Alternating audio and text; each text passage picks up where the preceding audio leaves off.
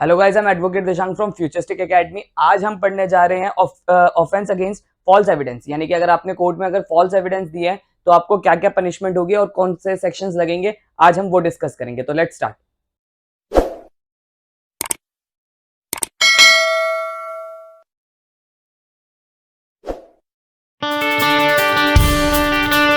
देखिए, बेसिकली पहले हमें ये जानना है कि फॉल्स एविडेंस होते क्या है। फॉल्स एविडेंस का पहले एविडेंस का मतलब ये हो गया, या तो ओरल एविडेंस होगा या वो डॉक्यूमेंट्री एविडेंस होगा, यानी कि या तो विटनेस के थ्रू आएगा या कोई आप डॉक्यूमेंट प्रोड्यूस कर रहे हो। तो एविडेंस का मतलब या तो इधर ओरली होगा या आपका डॉक्यूमेंट्री प्रूफ होगा। तो फॉल्स एविडेंस मतलब यानी कि या तो किसी ने झूठी गवाही दी है या आपका किसी ने फॉल्स डॉक्यूमेंट प्रोड्यूस करे हैं। ठीक है, तो पहले हमें यही जानना है कि फॉल्स का मतलब झूठा और एविडेंस का मतलब आपका ओरली या आपका रिटर्नली उन्होंने गलत दिया, यानी कि एविडेंस का मतलब हो गया ओरली और रिटर्न, और फॉल्स का मतलब हो गया झूठा। तो गिविंग फॉल्स एविडेंस, ये पहले डेफिनेशन है, इसमें पनिशमेंट नहीं है।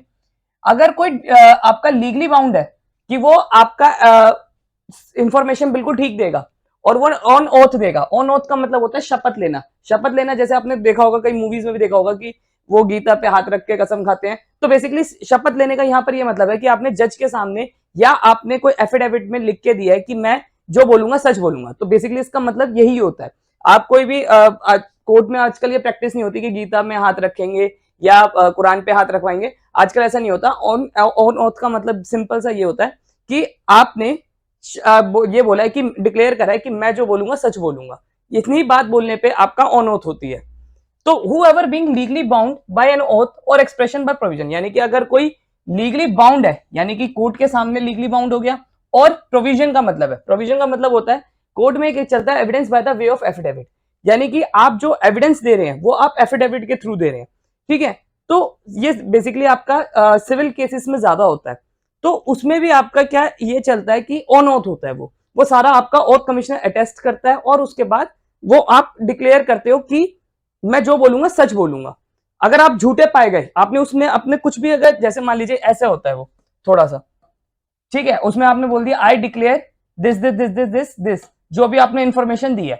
अब आप मान लीजिए आपने कोई भी गलत इंफॉर्मेशन जानबूझ के दी है और आपको पता है कि ये इंफॉर्मेशन गलत है, तो आप पे ये सेक्शंस लगेंगे। तो 191 सिंपल डिक्लेयर कर रहा है, यानी कि आपका डेफिनेशन दे रहा है। Whoever being legally bound on by oath, यानी कि पहली बात तो ओथ होगी या प्रोविजन होगा। प्रोविजन आपको बता दिया, evidence by the way of affidavit. Declaration कर रहा है, डिक्लेरेशन का मतलब यानी कि डिक्लेयर कर रहा है। डिक्लेयर का मतलब यानी कि आप बता रहे हैं कि ये बातें हैं।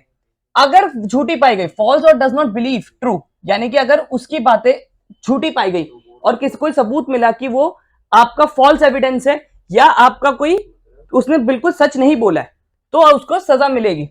अ स्टेटमेंट, अब स्टेटमेंट का मतलब क्या होता है, आपने देखा होगा कोर्ट के सामने जजेस के सामने आपका एक विटनेस आता है। विटनेस अपनी स्टेटमेंट देता है, हालांकि वो ओरली स्टेटमेंट होती है पर उसके रिटर्न में लिखी जाती है।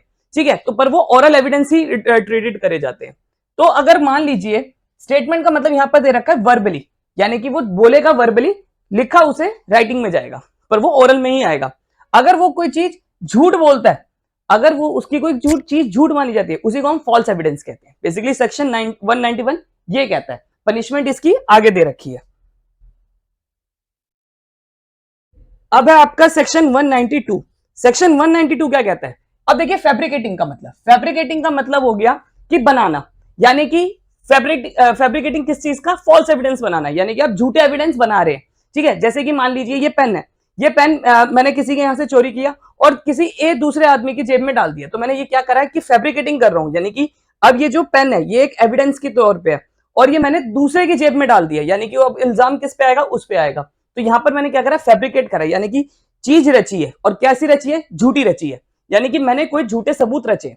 अब इसकी डेफिनेशन पढ़ते हैं, क्या लिखा है? हुएवर कॉज एनी सर्कमस्टांसेस, कोई ऐसे सर्कमस्टांसेस प्रोड्यूस कर देता है। सर्कमस्टांसेस मतलब यानी कि ऐसी आपका ऐसे सर्कमस्टांस प्रोड्यूस कर देता है जिसकी वजह से आप दूसरे को ऐसे झूठे सर्कमस्टांसेस बना देता है जिसके वजह से फैब्रिकेटिंग एविडेंस हो, यानी कि आपके झूठे एविडेंसेस हो। जैसे मान लीजिए मैंने किसी से कैश में डील करी और कैश में डील करने के बाद मैंने उसके झूठी एंट्री कर दी बुक में। अब यहां पर मैंने बुक में जो एंट्री करी है वो फॉल्स करी है, क्योंकि मेरी एंट्री उससे हुई है 1 लाख की, वो भी कैश में, पर मैंने एंट्री दिखा दी 5 लाख में। आपने देखा होगा कई लोग क्या करते हैं, चेक होता है, ठीक है, तो यहां पर चेक में क्या करते हैं, अमाउंट भर देते हैं। जैसे मान लीजिए ए एंड बी है, ए एंड बी की जो डीलिंग हुई थी वो हुई थी 5 लाख की, पर मान लीजिए ए के पास था आपका बी का साइन करा हुआ चेक, तो यहां पर वो क्या करता है 5 लाख की डील की जगह पे यहाँ 10 लाख रुपए अमाउंट भर देता है। हालांकि फॉर्जरी का सेक्शन तो अलग लगेगा, बट यहां पर आपका फॉल्स एविडेंस भी दे रहा है वो, तो यहां पर उसके ऊपर false false false fabricating of false evidence का भी चार्ज लगेगा, यानी कि 192 का भी लगेगा। इसमें भी पनिशमेंट नहीं दे रखी, इसकी पनिशमेंट भी आगे दे रखी है। तो यानी कि whoever cause any circumstances to exit make any entry in a book, यानी कि या तो कोई बुक में या कोई रिकॉर्ड या कि नहीं कोई इलेक्ट्रॉनिकल रिकॉर्ड ऐसा बना देता है जिसके वजह से आपका कंटेनिंग फॉल्स स्टेटमेंट, यानी कि उसके वजह से फॉल्स स्टेटमेंट आ जाती है, फॉल्स एंट्री आ जाती है, ठीक है, इन अपीयर इन एविडेंस, यानी कि एविडेंस में वो फॉल्स क्रिएट हो रही है, तो वो चीज आपकी फैब्रिकेटिंग एविडेंस में आ जाएगा। कुछ इलस्ट्रेशंस के थ्रू समझते हैं इसको, जैसे कि यहां पर है A put jewels into a box belonging to Z, यानी कि ए की कुछ ज्वेल्स थी वो जेड के में रख देता है, यानी सिंपल सी बात है कि मेरे कुछ ज्वेलरी है, मैंने अपनी ज्वेलरी बी के पास रख दी और बी को कह दिया और उस पर झूठा इल्जाम लगा दिया कि देखिए इसने मेरी चोरी करी है, तो यहां पर क्या है मैंने फॉल्स एविडेंस फैब्रिकेट करे, तो मेरे पे 192 का चार्ज लगेगा। अब पनिशमेंट की बात करते हैं, इसकी 193 में दे रखी है, फॉल्स एविडेंस और आपका फैब्रिकेटिंग ऑफ फॉल्स एविडेंस दोनों की पनिशमेंट इसमें है। Whoever intentionally false gives, whoever intentionally यानी कि यहां पर मेंसरिया देखा जाएगा, false evidence in any of judicial proceeding fabricating, देखिए यानी कि 191 की और आपका 192 की जो पनिशमेंट है वो 193 में दे रखी है। या तो कोई झूठे फॉल्स एविडेंस क्रिएट करता है या कोई फैब्रिकेट करता है फॉल्स एविडेंस, तो यहां पर भी दो तरीके के हैं, या तो आपने जस्टिस यानी कि कोर्ट के सामने दिए तो सजा बढ़ जाती है, सजा कितनी हो जाएगी आपकी 7 साल की, यानी कि मान लीजिए मैंने कोर्ट के सामने फॉल्स एविडेंस दिया है या फैब्रिकेट करें तो मेरी पनिशमेंट कितनी होगी 7 साल की। बट अगर वो मैंने किसी पब्लिक सर्वेंट के आगे दिए, सिंपल एक पब्लिक सर्वेंट के आगे दिए, तो मेरी पनिशमेंट कितनी हो जाएगी आपकी 3 साल की। तो यानी कि दोनों में फर्क है, सिंपल सी बात है, अगर मैंने कोर्ट के सामने दिया तो 7 साल, और अगर किसी पुलिस ऑफिसर या ऐसे किसी पब्लिक सर्वेंट के आगे दिए जो कोर्ट ऑफ जस्टिस में नहीं आता, तो उसके मेरे को पनिशमेंट कितनी मिलेगी 3 साल की।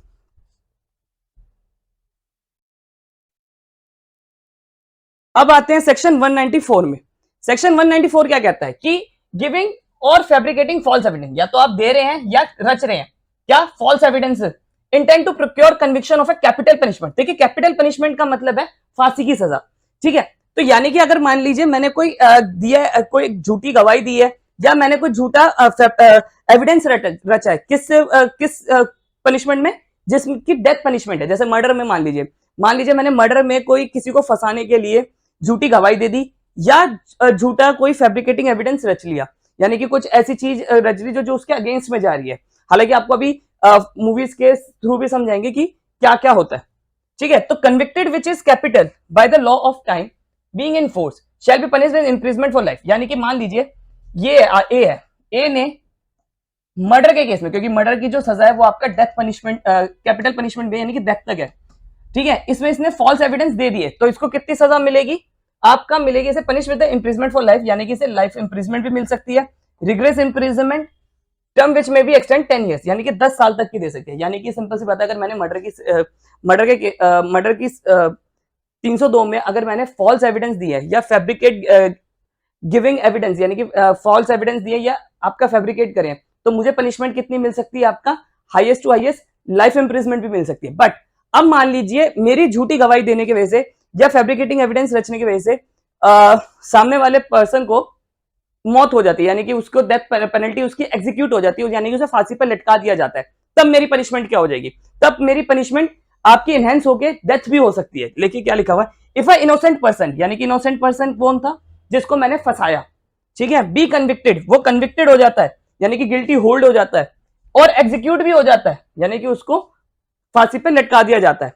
इन such consequences person who gives false evidence, जिस पर्सन ने वो फॉल्स एविडेंस दिए होंगे उसकी पनिशमेंट क्या होगी, डेथ भी मिल सकती है।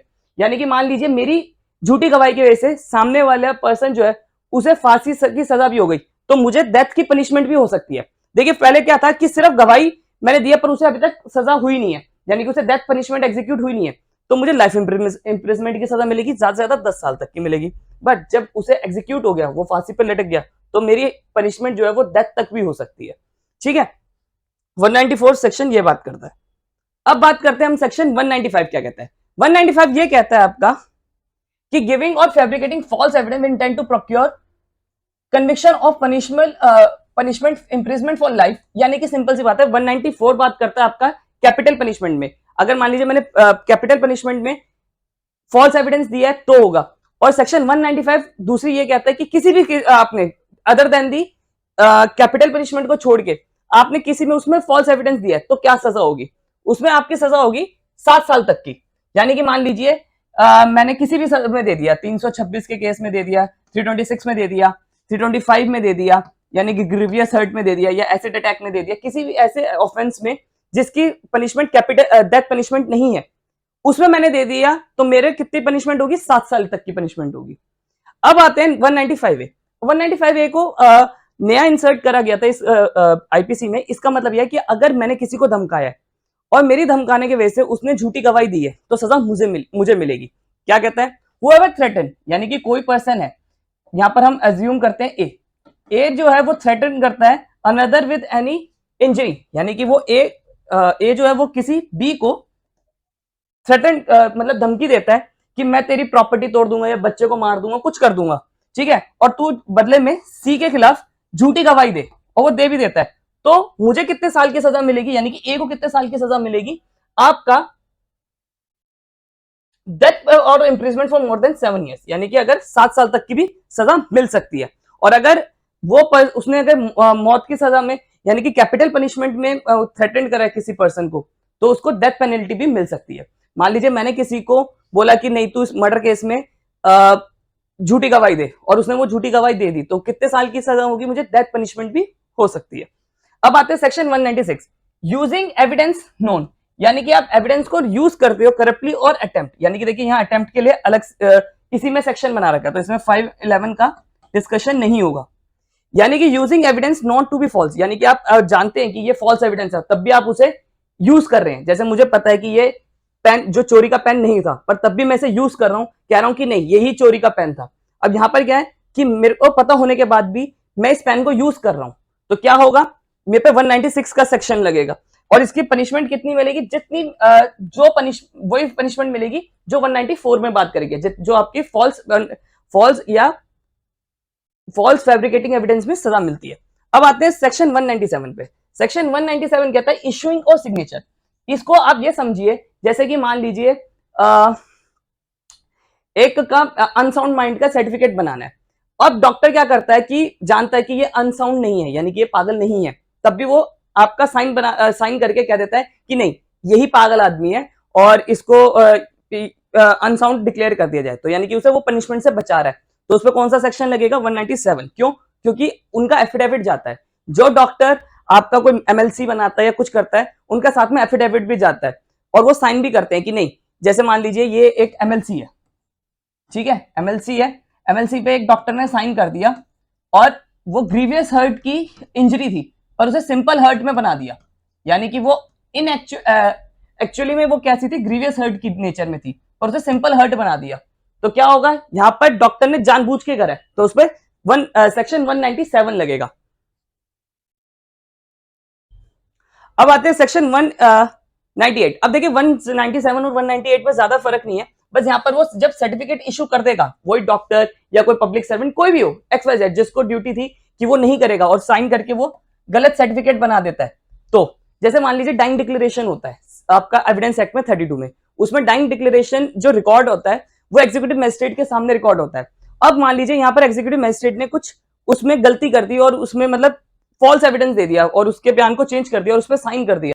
अब जैसे मान लीजिए सेक्शन 199 क्या कहता है, 199 ये आपका बात करता है कि जैसे आपने पता होगा कि रेप विक्टिम जो होते हैं उनकी स्टेटमेंट 164 में रिकॉर्ड होती है, यानी कि अब केस बाद में चलता है, पहले उनकी स्टेटमेंट रिकॉर्ड हो जाती है जज साहब के सामने, ठीक है, तो वो होती है 164 सीआरपीसी के अंदर।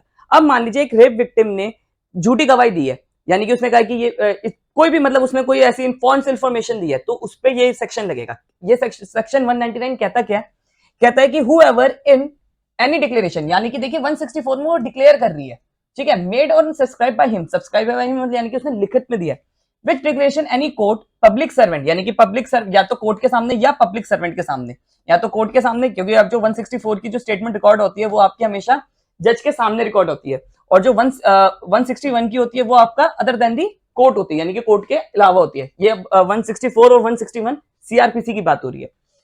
Other than the person is bound to authorise by law.